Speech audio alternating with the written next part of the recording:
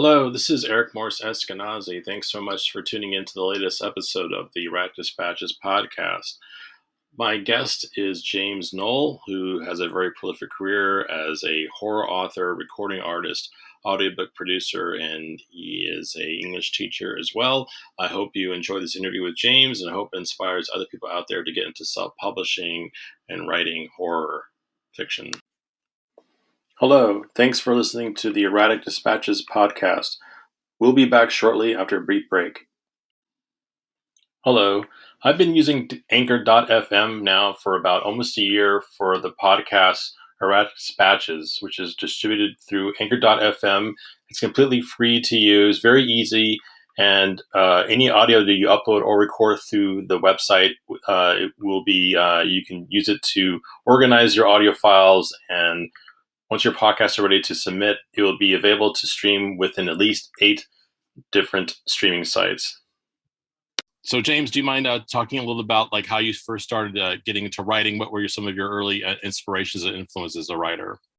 I've always been interested in writing. If you've interviewed writers before, you probably heard them say the same thing. It's just something that was innate in me since I was a kid. I remember writing short stories and quote unquote novels when I was in 6th grade. And I didn't seriously get into it until probably around 11th grade. That's when I started thinking, I could probably actually write a short story. And that was a result of, I was big into science fiction and horror and fantasy. And my parents were big readers too. And they used to leave these books around the house. Maybe you know these, maybe they're not. They're paperbacks. They were called The World's Greatest Science Fiction 1966, 1968, 1970, just filled with short stories. And nobody ever told me to read them. They were just lying around. So I picked them up. And I read a short story called Repent, Harlequin Said the TikTok Man by Harlan Ellison. And it was one of my favorites. And I remember probably around the time that, the 13th, 14th time reading this, I set it down. It was probably getting close to midnight. It was a school night. And I thought, I want to try writing something like that. So I went down to the family Commodore Amiga, which is a very old computer that shows you how old I am, and typed out my first short story, and it was horrible. I showed it to my girlfriend the next day at the time, and she was like, "Yeah, it's good. Keep on trying, keep trying." But I was hooked from that point on. I just loved the idea of writing stories. I loved the idea of being creative. Carried through in college, ended up teaching. I've been a teacher for 20 years, and for 18 of those 20, I taught creative writing, and I would write with my students. And around the time that self-publishing started being something that could be a viable side business, I had plenty of content. And so I decided to go for it. And you're based in Virginia or West Virginia? Virginia, yeah, down in Fredericksburg. Okay. And this is a question I tend to ask a lot of my guests, the area that you grew up in, the environment, how did that inspire you as a writer? I grew up in the suburbs, so maybe not too much. If anything, it led me more to reading and more to watching movies and more to engaging that side. But I don't think there's anything special about Reston, the area where I grew up. I definitely feel it was more like the influence of my mom first, who again was a big reader. My dad was an English teacher until he started doing guidance counseling, and after that he did real estate. My brother read tons. He would feed me books all the time. I was in 9th or 10th grade, and he was giving me A Clockwork Orange and 1984 and stuff that I wasn't reading in school. That particular type of environment, the family environment more than anything else, was one that kind of led me down that path. And did you ever submit your writings when you're growing up to any contests or competitions? No, there wasn't a creative writing class in the high school that I went to. There was a school newspaper. There was probably something like a polemic that they put out as well. I didn't tell very many people that I was doing it. It was just something that I did privately. I'd share it with friends and girlfriends. But other than that, I never felt like it was imposter syndrome. I never felt like, this is good enough to get published. I just kept on doing it and trying and then move away from it from time and then be like, okay, I'm going to start writing again. And so there was never anything where I submitted to those particular type of contests. And I know you have a very prolific career as a self-published author. You have 9 books, you've done 6 novels, 2 short story anthologies, an illustrated hybrid monster coffee table book, and also a piece of nonfiction. And I know you're also doing audiobooks, and you do podcasts, and you also do music. So it seems like you're very got your fingers in a lot of different avenues of creativity. And so, like right now, are you always like sort of working on multiple projects usually, or it Yeah, just I just depends? came out, the pandemic was extremely creative and prolific for me. I filmed a short film adaptation of one of my short stories. I wrote a novel that was one of my first novels that I didn't feel worked out very well. So that's kind of just shelved for a little while. I wrote a script, adapted a novel from that script. And I remember telling my wife, it was probably around October of this year, I was like, I'm exhausted. I need to take a break from all this stuff. But of course it comes calling, and I'm a teacher and summer's coming up, and I'd already planned out a whole bunch of, future projects and the music stuff that I'm into. Because it's summer, I can actually have the time to go over to friends' houses and rehearse. And we've got a friend who has a practice space that's actually good for recording. So yeah, they all the time starts getting populated very quickly, even though I say I'm going to take a break. Mhm. And I was streaming like some samples of your music work, and it does seem to me, and let me know further, like does some of your music sort of tied into your writing? Yeah, I've been playing music as long as I've been writing, probably longer.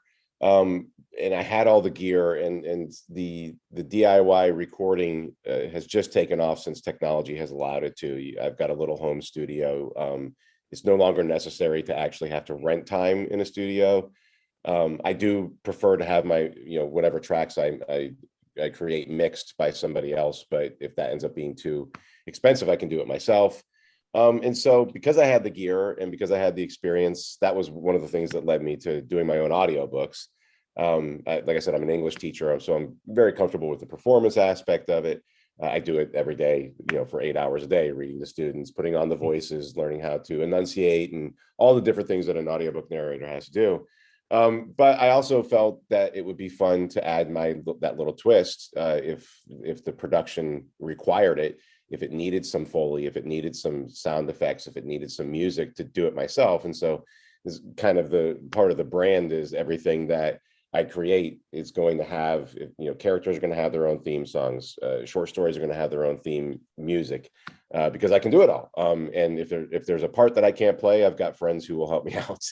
So yeah, I have a great time doing all that. It definitely pushes me out of my musical comfort zone. I'm a drummer and a strummer. I can figure out the chords, but noodling around and improvising on the actual musical instruments is difficult for me. So that's when I go to my friends, or if it's a vocal point or anything like that I don't have the skills for, I'll ask them to help me out. Hmm. And with your music work, do you mostly like work with like different software, like on like like a laptop or a desktop, or do you ever use like any kind of mobile apps, like iPad apps or No, Apple apps? I mainly I use Pro Tools. Hmm. It's the Yeah. one of the industry standards. I've been using that since that became affordable. At some point, yeah, at first, they would charge you $500 for the software, and it would come with its own interface. And then gradually it's turned into, you can use any interface. And because I'm a teacher, I get a discount. So I pay $99 a year for the subscription, and I get, access to everything that they do. And I actually do use it for school as well. Oh A lot wow. of virtual stuff I have to do, and I like to make it sound good because Yeah, this is yeah. where my ears are. But yeah, I use Pro Tools. It's the combination of of actual instruments and virtual instruments. A lot of the keyboard stuff that I have, they've made it now where you can access Right. any Yeah. keyboard you want to recreate. You can get those Hmm. sounds. You just got to pay for the software. So Right. I'll use that. I'll use drum replacement because I can't afford a studio. So I'll record live drums in my garage, and Yeah. keep the overheads and replace the shells. And so it's Yeah. pretty amazing what you can do now. Right. And then with the music work, with you have a website I know called Silver Hammer. So is that like kind of like your own, like is it like your represent all the creative stuff you do, or is that more like the publishing end plus the music end? Yeah, it's there was a rebrand over the pandemic. A friend of mine, Chip Okay. Warren, who he lives out in California, he was Uh-huh. the one who helped me write this feature length script that I eventually adapted.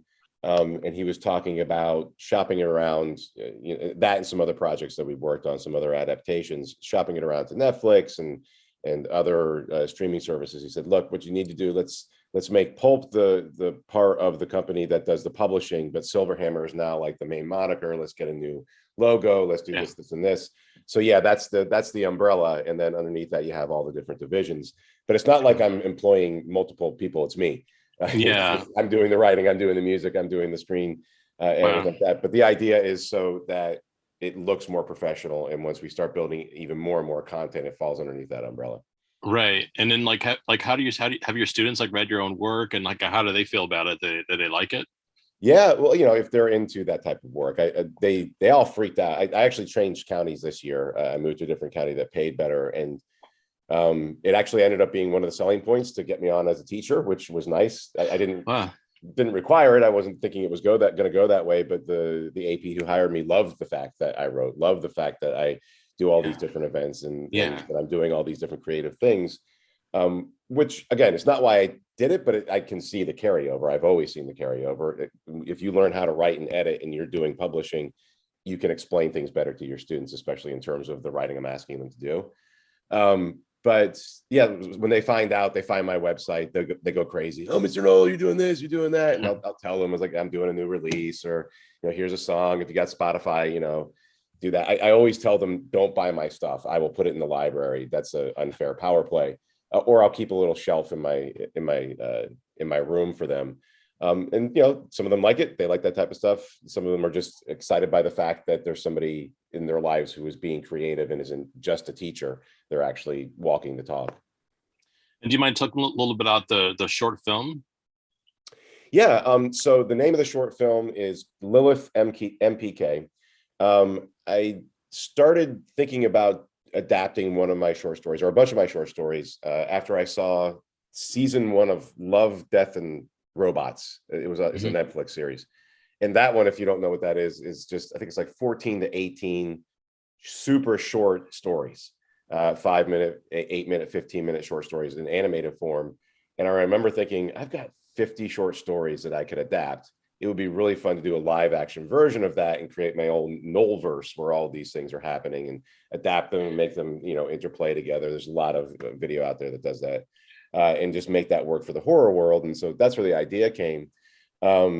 A year later, in the middle of the pandemic, I'm filming the adaptation of a short story I wrote called Prey, Prey. And I ended up getting hooked up with a director from in LA. Her name's Elizabeth White. She got Sally Kirkland, who is an 80s Hollywood legend, to agree to do this. And she flew the 2 actors out and rehearsed with them. We filmed it on location at a buddy of mine's house over the course of 2.5 days.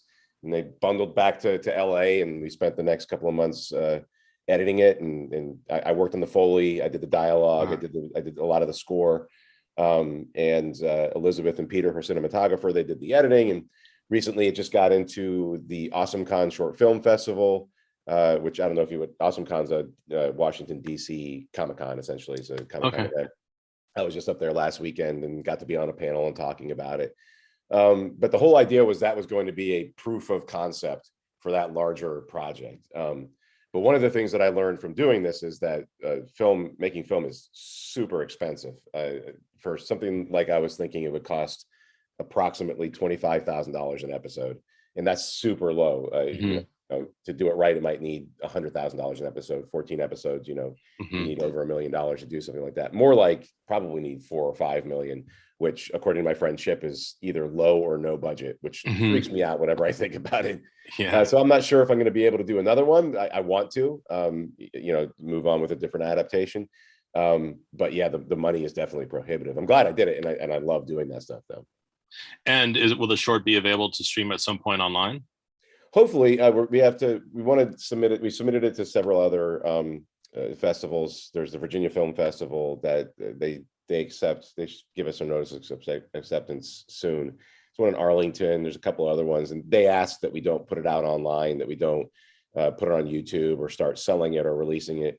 So it kind of has to stay under wraps because they want kind of first dibs on it. Unless it's been in another festival, they don't care about those things. But as soon as that opens up, I'm not sure if I'll try to get a Netflix or somebody else do it. I have 50% ownership with it with the director and the cinematographer and their company. And they might want to use it for specific things too. So I'm seeing it being used more as like a calling card. Like, here's the idea, here's how much it will cost, and I want to do a better version of all of these things and in the future.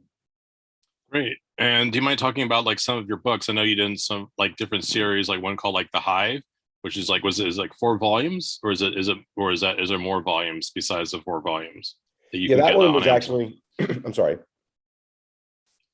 That one, so I'd already written a series prior to that. That one was written in 2018, I believe. And one of the first things that I decided to do when I was thinking about marketing, I learned a lot about book marketing, was to go out to different conventions and events and build an email list, essentially. And so I hit a lot of the conventions that were within a 3-hour drive of where I live. A lot of arts in the parks, a lot of arts and crafts shows, just selling books and people getting people on that list. And one of the things that I noticed at some of the cons was that that some of the conventions were specifically just science fiction conventions, and I had horror, thrillers, and maybe post-apocalyptic stuff. So I thought, I'm going to write a science fiction series.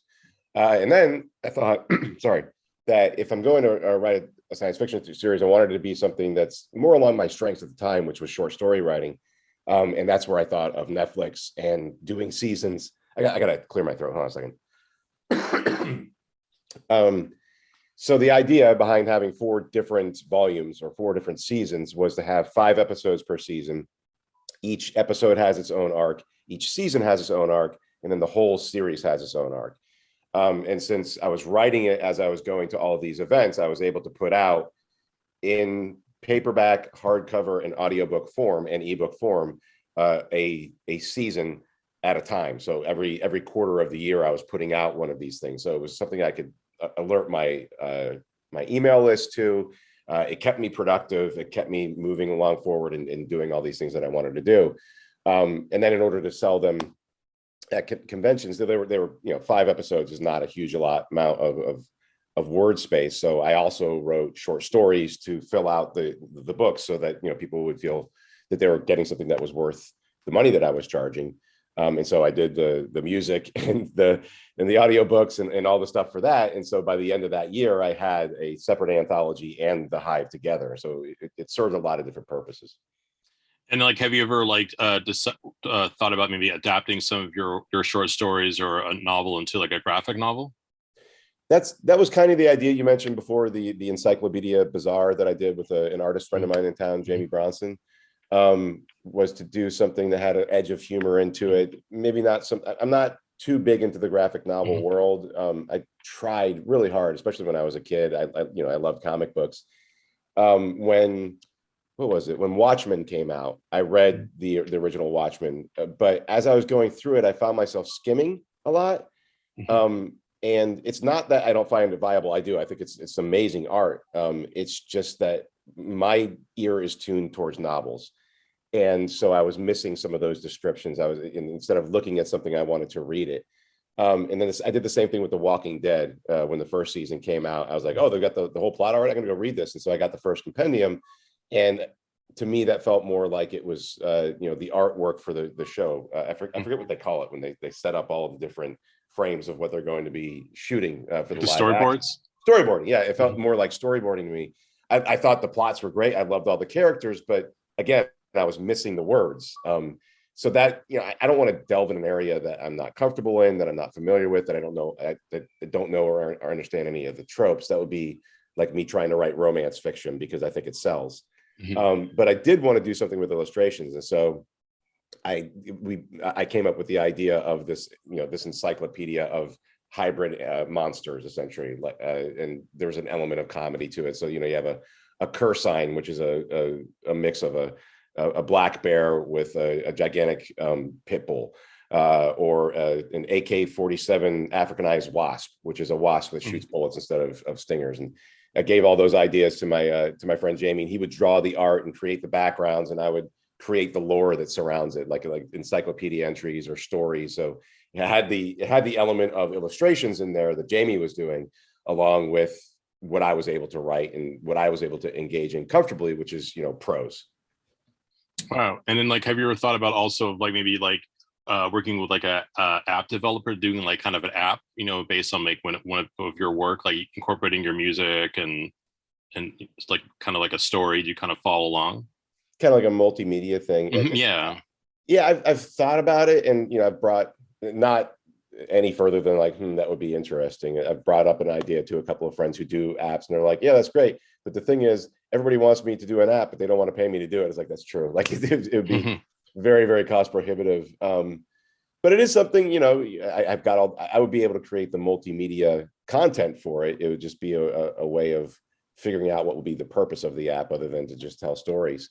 Maybe more with the illustrated stuff. One thing I've always wanted to do, I started at these cons, I started noticing a lot of the artists that I was sitting around, they were doing caricatures of people, and they charge Mhm. $50 a caricature. And they come, they take a picture, and like they come back in an hour, and they do the person who paid for it, like Spider-Man or Batman or Mhm. Superman or any of the Marvel heroes. And I was like, that's a really good idea. So I started a short story, a customized short story service, which very, very similar. You pick a template that I already come up with, and if you just want to put your name and substitute your name for the main character, it's $10, and I'll create an ebook file and send it out to you. But if you want to add 3 details that I have to change and incorporate into that template in a meaningful way, that was $50. And so that sold really well. That saved a couple of conventions, but that might have been slow for me because people like that for a gift idea, or they just thought it was neat. And I always thought that would be something that if I could get somebody to and figure out a way to make that something you could do online, that would be a good passive income stream, essentially, because the templates are there. You just got to figure out a way to substitute names and things like that, which I don't have any of that skills, but that I would definitely would factor into something that you're talking about. And is like your latest book, is it called Mungwort? Yes. And do you mind talking a little bit about that, like how you came about with the story, and like how long it took you to write it, and like what's the public's reception been so far? Sure. So that came out of the script that Chip and I wrote as a result of doing the film that I adapted. So it went from Prey, the short story, Mhm. into Lilith, the short film, and the director said, hey, if I end up getting funding for a feature, it would be cool to have this, something in your back pocket that I could mention should somebody want to fund a horror feature, like a low budget horror feature. So if you want to do one, just go ahead and do it, and then at least you have it. And so it's writing on spec. I wasn't paid for it. But Chip and I wrote it. The screenplay is called I Ain't Gonna Work on Lilith's Farm No More. And so that screenplay was born out of that entire project. And so that one, I was really happy working with it. I hadn't written a feature-length script yet. Working with Chip, who really knew how to work 3-act, 5-act, 7-act structure, was one of the funnest times I had ever creating something. To the point now where with some future projects, I told him, was like, I don't want to work alone anymore. I want you to work with me, because bouncing Mhm. off ideas with him, he's just an old friend, and we just work really, really well together. So we wrote the script. It ended up being either 95 or 110 pages. And then nothing really happened with any of the financing, and we're still working on the movie. So in the middle of last year, I asked Chip, I was like, look, a lot of the ideas in here are yours. It's just as much yours as mine. But would you mind if I adapted the script into a novel? And he's like, yeah, sure, go for it. I was like, why don't we just, I'll give you, second billing. It'll be like Noll Warren. He's like, no, don't do that. That'll be weird. I get, first writer credit on the script. You get first writer credit on the novel. Just give me a laudatory preface. And so that's all he wanted, which I thought was very generous. And so then I set about adapting the script to the novel. It took me 2 weeks, which is unprecedented, to take what we had already done and put it into more like novel form, but it was definitely bare bones. The screenplay is not novel writing. It was just very, very thin, description wise, characterization wise. A screenplay is a map for a director. It's a bullet pointed blueprint for a director. Whereas with novels, you do have to engage with language. You do have to describe. You have to use metaphor. You have to do all those things that prose requires. And it was only 33,000 words through that first draft. So for the second draft, instead of adding or developing anything, I just went and developed the language. I was like, okay, I need to make this descriptive. I need to create this scene a little bit better so that the dialogue feels more natural. Um, and then the after that, for the second development draft, that's where I was like, okay, this needs more flesh. This 90-minute movie is a novella. I need to turn it into an epic length movie. This has to be 3 movies if you really were to divide up a good novel. So I had to add another 40,000 words. I was able to, in the end, it ended up being around 87, and then I knocked it that back down to about 80,000 words. Just it's a very short novel in that way, but that was the process of taking it from a script into a book. And I was very, very happy with the results. But having that skeleton there made it very easy to develop and add all the different things that I wanted to add. And the reviews have been the best reviews I've gotten so far. I mean, I don't get a ton, he's always pushing for Amazon reviews, but it's got a 4.0 rating. And a lot of people are saying this is fantastic. I loved it. The plant-based willies give me the creepies, or the plant-based creepies give me the willies. And they just love the idea. They love the characters. And I thought, good, I got the formula down this time. And like with your like love of like, science fiction and horror, were there any particular like I know you mentioned Harlan Ellison or the other like writers that really inspired you, or even like films that inspired you in those genres or subgenres? Definitely Stephen King is probably at the core of all that. I mean, I started reading him when I was 12, 13 years old. Everything, all the short stories that he did, and probably everything he did all the way up to It, I just devoured when I remember picking It up from the bookstore at the mall, which is a very old sentence. When it came out, like reading it in the parking lot before I went home. A lot of the Dark Tower series too, when he branched out into science fiction. And then, there's all of the classic 80s science fiction films, Aliens, Back to the Future. This not necessarily horror, but it was definitely sci-fi. 2001, 2010, just living in that world, enjoying all that. Dune, which is weird. I watched the David Lynch version of Dune. I never read the series, and I love the David Lynch version of it. And everybody hates it. And then I saw the newest one. I was like, oh, I guess that's the way it was supposed to be. Okay, cool. I love that version as well. But asking, like, after that, it just kind of becomes blurry. You just kind of live in that world. It's what I consume for my entertainment. And names start to just like escape me at a certain point. All the classics are there, and then all the new stuff is there as well. And somebody new will come along. And now also having I read mainly on a Kindle, like titles and authors' names kind of like that just kind of like fly by me because I'm just consuming the content. But it's like when my students ask me what my favorite band is. Like I've got too many. I like this genre. This is what I read it. This is what I listen to. This is what I live in. Currently, I'm watching Stranger Things season 4.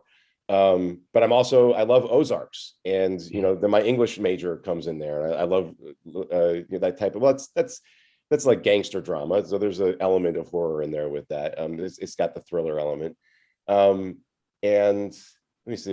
I'm trying to get through Ozarks. Like I kind of got bored of that and stopped in the middle of the second season. Oh, I was watching Open Range, which I thought was a great science fiction version of Yellowstone, which I watched Yellowstone for the first season and loved that, and that's just Dallas set now.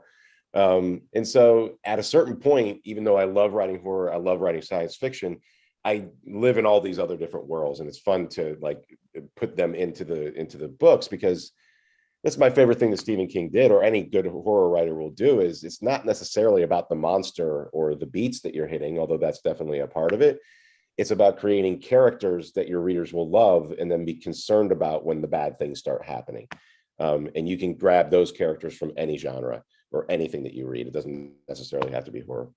And you ever get like any of your students that approached you that are, like inspired to become writers themselves? And what kind of advice do you usually give them when they're first starting out? Plenty of them, especially the creative writing kids. I mean, not all the kids in creative writing were there because they wanted to write. They were there because some of them were there because they had to take a fine arts credit. But what I try to teach them, first of all, is all that those bare bones creative processes and what it looks like to draft and develop at least a short story in a variety of different ways. We do a lot of workshopping where I'll give them an assignment. You guys are going to write a single event flash fiction narrative arc story. You've got 4 class periods, and then we're going to workshop it, or a 7-step story, or a 5-beat story, or whatever it is that I'm trying to do them. And they get a lot out of that as well, because you get a lot of audience feedback. They have to read their work out loud, and that's where you catch all the mistakes, and you'll read their stuff out loud. And I've done this before. And I was like, oh my God, why did I write that? That's awful. And they'll stop in the middle of the workshop Hmm. and fix it right there. But in terms of writing for a career, I tell them to get a day job. It's definitely a Hmm. side business for me. Um, and I give them the advice that an artist friend gave me. His name's Bill Harris. He does a lot of art in Fredericksburg. He's very well known around here, and we're just good friends. And that we were just talking about the process. And I asked him, I was like, what do you do? Because he paints every day, and I try to write every day when I'm doing new stuff. I said, what do you do when you just don't feel like doing it? He's like, I just walk into my room and I pick up my brush and I start painting. He's like, maybe I paint for 15 minutes, maybe I paint for an hour and a half, but I get that done. And so that's the most important advice I impart to anybody who's thinking about writing or worrying about the process. It's when you're in that point of creating something new. For me, I try to get 1,000 words in a day, or the equivalent. Some days it'll be 250, some days it'll be 1,500. But the idea is you do that every day until it's done. And then you figure out what your editing process, and you do that every day until it's done. And don't stop. And do you mind talking about? I know I checked out your Instagram where I guess you were at like some sort of writers like an event like this last, I guess maybe this past week or weekend. Do you mind talking a little about that and different panels that you've done, and like how long have you been doing panels for it? I think that the one you're talking about was the Awesome Con, the short film festival. Okay. That was up in DC. I got to sit on there just as I guess my credit is the writer and executive producer. Elizabeth lives out in LA, and so she couldn't, fly out for the single event. Um, but no, I love doing those. That's fun. I mean, that particular one, since I have not a ton of experience in filmmaking, I let a lot of other people talk over me. But what I imparted the knowledge that I could impart, especially when it came to asking about budgets and the hiring process and the adaptation process. But I do a lot of if there's writers events around town, I think they used to call it the CRRL Con, Central Regional Rappahannock Library Con, and they have a big writers conference that's grown exponentially every year they've done it. And so over the pandemic, I did virtual panels for them. I've sat in on larger panels just about self-publishing before. This year, I pitched an idea about telling the story about how I adapted my short story and turned it into a film. And I don't do thousands of them, but when somebody asks, I don't say no, because I'm comfortable talking about it. I teach it. I like to live in that world, and it's a lot of fun. It's a lot of fun talking about something that you love to do. And would you ever consider like directing like one of your short stories or novels? Maybe I'm not a drama kid, Hmm. and I'm not sure if I would be able to direct the actors well enough. One of the things I do like about that idea, though, is being able to maintain creative Hmm. control over everything you're doing. So you're not parsing it out to a whole bunch of different people. But then you're taking on thousands more roles, and Hmm. it makes it a lot more difficult. Um, I did learn a lot from doing the adaptation over the summer and watching Elizabeth, and seeing how she did things. And she's a pro; she did a fantastic job. But again, I didn't take drama in high school. It was never my Hmm. thing. I was more interested in the writing end of it. So the only way I would do it is if I felt really, really comfortable. Maybe have a co-director, somebody there that could help me out with learning how to have the vocabulary to tell the actors what to do, because I don't act. Um, Fortunately, my middle daughter, she's 24. She's off in Montana right now doing summer stock. She has plenty of drama experience, and that would be a person where, if I could get the budget up. It's like, hey, I'll pay you to help me direct this, because you have the language, you have all of the ideas to make this better, and so maybe we can work together on that. That would be a lot of fun. Do you mind talking about right now, like what kind of anything you're currently working on in regards to Yeah. either your writing or your music? Music wise, I've got two projects going. One is just with the band that I play with. It's hard rock, punk rock music, and I had a whole bunch of stuff that I'd recorded drums for prior to, I think it was last summer, prior to the school year. And I recorded the drums in my garage, and I just, I either had music already, like scratch guitar or scratch bass already along with it, or was just something where I was just doing changes. It's like, okay, well, here's the verse, chorus, bridge, verse, chorus, end, and just kind of set it up that way. that finally had time to work on it and make it semi-presentable so I could give it to them. I was like, I don't want to do all the guitars and bass for this. I don't want to come up with the lyrics and sing this. I want to do this with a band and like make it a collaborative experience, because I've done the solo stuff before and it's fun and I'm glad I did it. But it's a lot more fun when you get a lot of people who get their good ideas and they are able to take whatever kernel of an idea that I had and it blossoms out into this amazing thing. So we're all going to probably do that in July. I do have some like little solo EP stuff that's like a different musical direction. I was listening to like some samba and bossa nova music, and I've always loved that very rhythmic centric aspect of it, and that's something that I can do because it's very basic bass and a lot of rhythm. I was like, well, I can do all the rhythm stuff. That's something I might do this summer in my garage, and then work on that over the school year. In terms of writing, I planned out a 5 to 7 novel arc, kind of like what they did with the Marvel universe, but they had 21 movies. But where all of these characters, starting with Mungwort, that's the first book in the series, leveling up to fighting this big bad who's going to do something horrible. I actually just started writing I'm going to do it with Chip. And he's like, let's do it like we did before, where we write a screenplay and then you adapt it into a novel. And then we have all of that. We have all of the content. You've got the screenplay, the novel, the audiobook, the ebook, and the hardcover. And, we get to control all that stuff.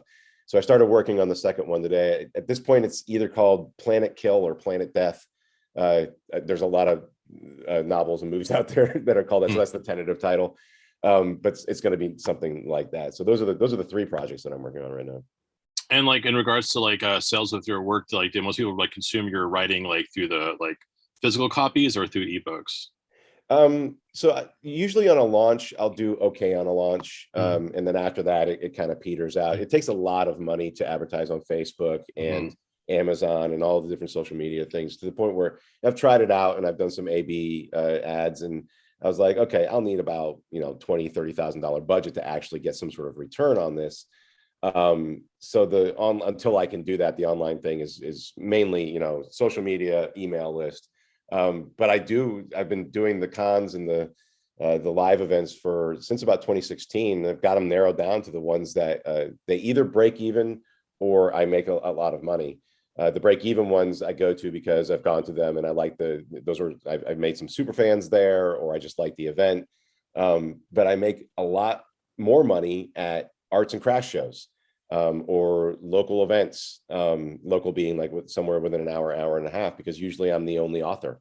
Pop-up vendor events, I show up there and people are like, oh, I love science fiction, I love horror, and I'll and they're also cheaper to attend. You can pay $50 for a space and set up your canopy and go home with a lot more than that. So I would say definitely the physical copies. Great. Hello, thanks for listening to the Erratic Dispatches podcast. We'll be back shortly after a brief break. So, like, in regards to like your writings being adapted into like film or series, things like that, are you pretty much open to like, let's say, anybody approaching you saying, "Hey, I want to like adapt this into a film or series," or do you think you'd be pretty selective, like who would granting them to do that, to license your work? Yeah, I mean, there's various ways to go into it. I mean, if you'd asked me that a couple of years ago, I'd have been like, "Oh, awesome!" Like, yeah, let's do it. Let's get into it. And I've read, I think it was Cormac McCarthy when he was talking about the adaptation of The Road, and who wrote The Firm? I forget his name. He's the thriller writer. Whoever, I forget his name, but they said something along the lines of, if Hollywood wants to option your work, take the money and walk away. Don't get involved in what it is that you're doing. Your work is your work, and it's just a version of it. It's very true. From what I've learned, I mean, it can be lucrative. If one studio, if your work hits a nerve and it's something that has gotten into the zeitgeist and people like that type of thing, and you got a connection and a studio picks up your IP, they'll pay you $15,000 for 18 months to have the option. So like, we just want, in case we want to make this, we want to hold on to it. And once that option runs out, it's possible that they might re-option it again for another 18 months and give you that money. That's just free money. They're not doing anything with it. And then they might say, okay, after the second round, we don't want to do this anymore, but the IP or that type of IP is very popular. And some other studio might say, oh, we want that. And they'll snap it up. And that can go for 4 or 5 rounds, or in some cases for a really long time. I think Hugh Howey's Wool, that happened a lot with his, where a lot of different studios option his. I could be mistaken about that. Um, but what I've always heard is always like, sure, yeah, take the option. I've got the money for that. You're using my IP. You have a license to it for as long as I get the option, and then you can move on with your life. Um, but now I feel like it would have to be the right circumstances. It would have to, if it was an indie project, somebody who I didn't know, who's maybe starting to get a budget for something and they're interested in Mungwort, for example, Hmm. or I ain't going to work on Lewis Farm no more. I would really want to see what they've done in the past. Hmm. I would want to be more involved in it probably than if Hollywood comes Hmm. knocking.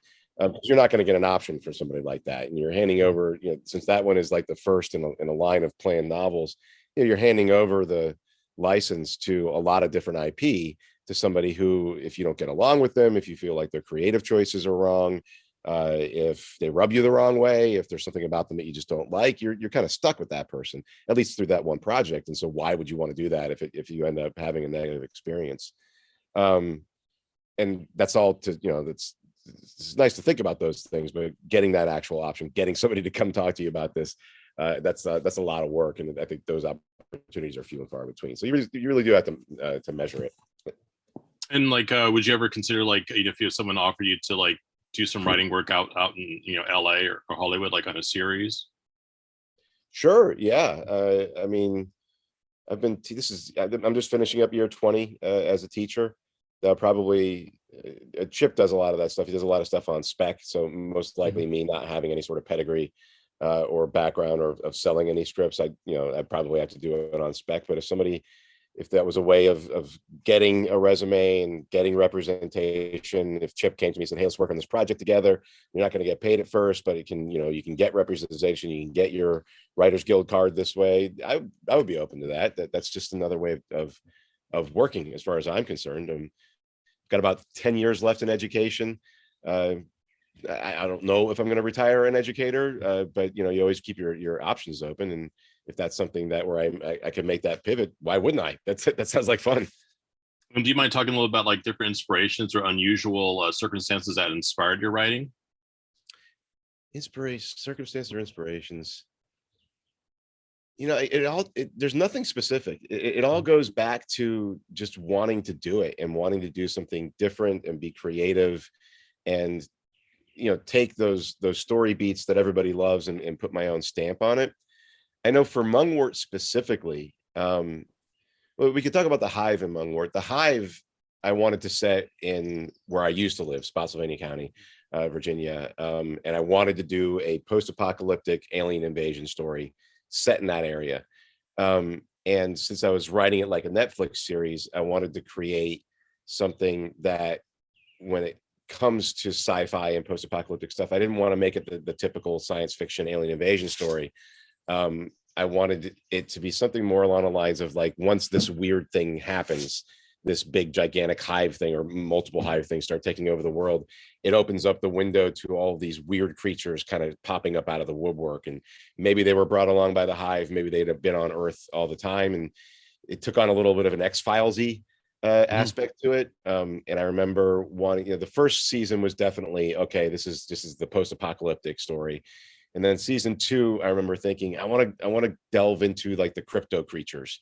And so that's when I learned about the Melonhead children. And I made Melonhead children like a huge part of that particular season.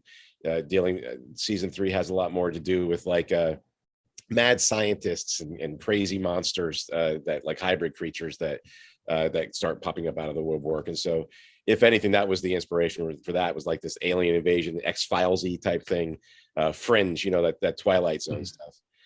But for Mungwort, when I was working with Chip, what we wanted to do with that, other than create, this short film that could be adapted into a feature-length film for $3 million. That was the goal. So all of the sets and the amount of characters and the length and everything that was whirling around this particular number. And if we had too many set pieces or too many characters, we had to mark them down or figure out how to consolidate them. But then thematically, we wanted to throw in the idea of misinformation and Russian bots, and this idea of like plant-based hallucinogens, and how like you have this nebulous other out there in on the net that is influencing people to buy stuff or to believe things that are not necessarily true or based in some sort of nefarious or malignant goal. And so we started putting that in there. That's also a little bit X-Filesy as well, and current events wise as well. You know, this is after January 6th happened. And so we threw a lot of that type of thing, and just making it so that the goal of the lead baddie in on Lilith's farm, Lilith, is not just to, you know, create this farm where weird things and awful experiences are happening to her workers, but there's a larger picture. There's a bigger bad than the main character who has a larger goal that we could put into that series that we wanted to base off of that. So I think those two things were a pretty good way of figuring out how to what inspired us to write those things. And like where you live in Virginia, like there's like a community of writers that you know of, or like a community of like a lot of independent self-published writers? Yeah, I started doing a book festival, a yearly book festival, just down in downtown Fredericksburg, called the Fredericksburg Independent Book Festival. And me and my partner Chris Jones, we had no idea if this was going to be something that would take off. We did a beta event, and, you know, opened it up to 40 different authors. You know, we did it at downtown park just to see if the authors were there. And yeah, they're everywhere. It's surprising how many people are out there writing. And so that event took off to the point where people were coming from, you know, from Maryland. We got somebody who came from Texas one year. There is a very strong group of independent writers, and they write everything from romance to science fiction, horror, and nonfiction. They're all out there, and the self-publishing stuff that you can do through Ingram Spark or KDP really allows people to turn this passion or creative outlet into something where they can actually bring it out to the world and show it to people. There's also the James River Writers is down in Richmond, and they have a writers conference every year, and it's a big regional conference. Lots and lots of people show up. They go to the workshops. They hang out with the authors. They do the one-page reads and get feedback on their work. And there's there's a charity called Scares That Care, and it's set in Williamsburg. And they have a summer event that is just everything horror. And so they have celebrities coming in, and they have vendors, and I've vended there a couple of times, and all sorts of panels, and, you know, they take over this hotel, and it's this huge event. If you're a vendor, it sells out like within like 20 minutes of them opening up the tables again, because they get a lot of people coming for this 3-day weekend, and it's for charity. They give money to people who have, you know, strange diseases or terminal or whatever. They actually started doing an author con in the spring, and I went to their first one, and that was good enough or successful enough that they're doing another author con next spring, and I signed up for that. And so yeah, it was surprising and not surprising at the same time how many people there are out there that love to read books and are actually writing now. Surprising because you always think like, am I the only one doing this? I don't know any of these people. And unsurprising is like, well, of course, like the Amazon exists for a reason. Everybody reads, and lots of people love to read, and there is a whole or a niche or whatever it is that you get to fill as a writer. And you have like a lot of like great like independent like bookstores too. There are a few. There's Riverby Books is in downtown Fredericksburg. They're more of a used bookstore, but they've put some of my stuff on consignment a couple of times. There's a couple down in Richmond. There's the Reston Used Bookstore up in Northern Virginia. They have thrived despite, you know, all of the upheaval and the change that the internet has created. But, you know, it's not like they're on every street corner. You got to look for them. And as a writer and self-publisher, what are the biggest joys and challenges for you? Marketing. There came a point right around the time that I finished adapting Mungwort, where I thought, okay, I'm tired of writing. I need to take a break. You know, I've got these ideas. I'm going to plan this stuff out, but I don't want to create content anymore. But then, like I said before, with marketing, you know, without a budget, you're not going to get very far. And the internet has made it easier, definitely, because you don't need like millions and millions of dollars. You don't have to spend all of that on a Super Bowl ad for TV. But it's still about finding your people, and you need to have enough money to be able to send those ads out through the various platforms to be able to find your people. It does make it easier because you can target people a lot easier through Facebook and their parameters. Same with Google and Amazon ads. But just the getting that initial nest egg. I'm a teacher, and I do this as my side business. I can't just start off with $10,000, $15,000 to do it. So that's where, instead of doing that, you try to find one super fan at a time. You hit these events, and you find the person who's going to buy one of your books and go, I love this, and then they're gonna follow you throughout the rest of your career. So that's the challenge and you got to go out and do it. You can't. The pandemic did give us a bit of a relief, and I was going pretty hard prior to the pandemic. I was hitting, like, one year I did 24 events, and then I did 17, and then narrowed it down to 12. And then the pandemic hit, and I was like, okay, I got to take a break anyways. But you can't expect to find your audience. You can't expect to find your super fans if you just sit at home, publish your stuff, put it out on KDP, and then move on to the next project. You got to go out there and let people know that you're doing things. And you ever sat in like any virtual, like international writing events? No, I haven't. Most of the stuff I've done is regional. And do you mind talking a little bit about you do a podcast called Mad Tales? Yeah. That was basically me. That it was the inspiration for that was the Hive. I was putting it out on a quarterly basis, and I thought, to keep me going, I'm going to start this podcast. It's going to be the audiobook versions of the Hive. But that's going to keep me going, because if I know that people are expecting me to release an episode every Tuesday, then I've got to make sure that those episodes are there. And so the Hive was that was 20 episodes.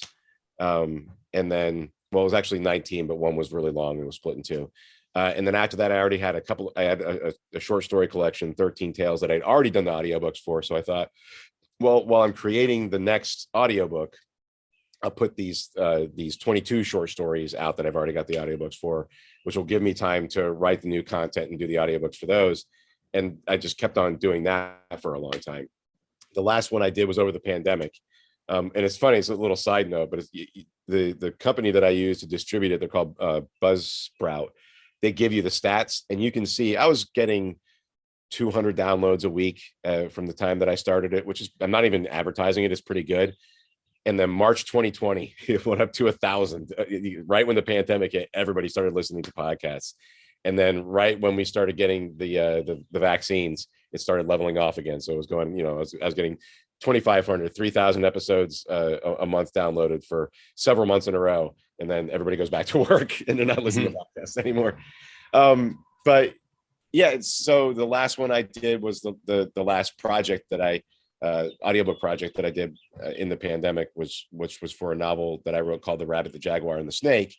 I've since done Mungwort in audiobook form, but I'm waiting to put that out. I want to use that as yes, I definitely want to put the content out. I want my fans to be able to hear it, but there's got to be a reason for it. I've got to figure out a way to swirl that into some sort of marketing. So the idea is to put that out when I'm going to put it on sale for 99 cents and get a BookBub ad and BookBub ad. I'll do a viewing of Lilith and MPK in the summer, so that when that particular audio play version of that will come out, and I'll make sure that comes out like 2 weeks before I do the live viewing, so that there's it gives some momentum other than just here's another episode. But yeah, Mungwort will be the next thing that I put out.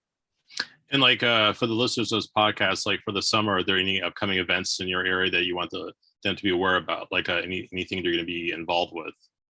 I'm doing a lot of local stuff. Let me look at my calendar right here. The local stuff, like I said, works really, really well. I just did an event in Fredericksburg called Rock the River. And it was the same weekend as a lot of my friends who were up in AwesomeCon. They did fantastically up there, but they had to sit there for 3 days in that massive hangar in the exhibiting area. And I was like, I don't want to do that. Rock the River was outside, and I did very well without bragging about it. Better than I thought I would do monetarily. Usually, you make your table back and make some gas and food money and you're good to go. I was happily surprised. But that was in the past. So there's a 4th of July arts and crafts show that I'm doing in town. There's the actual viewing of the video I'm going to do at a brewery down here. There's a Fredericksburg comic and toy show on the 16th of July. There's and it's a 1-day convention at the Expo Center in Fredericksburg. There's something called the RVA pop-up, Richmond, Virginia pop-up. It's just a vendor event down at the Diamonds in Richmond, Virginia. If I can get into Scares That Care at the end of July, 29th, 30th, and 31st, they're all sold out, but the guy who runs it said there might be some people who drop out. I'm on the waiting list, so I'll do that. That's one of those ones where I'll probably do well. I'll make the money back that I need to make back to make it a business viable event. But also it's just where all the people who love horror go. And since I write horror, it would be dumb for me not to go there and sell books. I think that's all I've got going for the summer. Great. Hello, thanks for listening to the Erratic Dispatches podcast. We'll be back shortly after a brief break. Thanks again for tuning in to this latest episode of the Erratic Dispatches podcast, featuring an interview with James Noll, horror author, recording artist, audiobook producer, English teacher. For the Anchor FM profile page on this podcast, I have links in which you could visit James' official website through Silverhammer Studios. You can also purchase books authored by James through his Amazon author page, and also there are links to check out his various social media. Thanks again for listening. I'll be back soon with a new episode, and also for those who've been listening to my podcast for a while, or those who are new, I do have contribution donation buttons located on both my Anchor FM profile for Iraq Dispatches and also through BrooklynDigitalMediaInc.com, the subdomain through Iraq Dispatches. Any kind of donation contribution would be greatly appreciated. Thanks again for listening. Take care. Bye-bye.